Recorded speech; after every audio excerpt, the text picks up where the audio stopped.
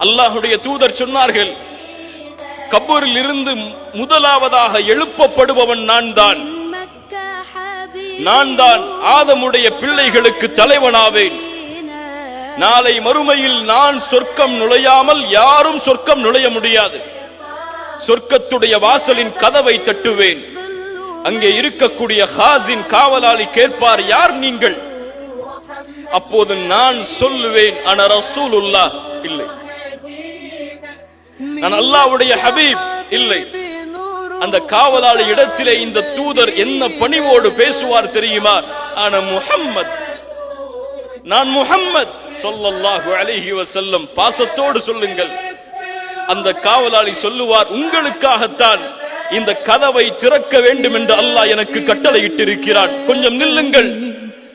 தூதருக்கு இந்த கண்ணியம் என்றால் தூதர்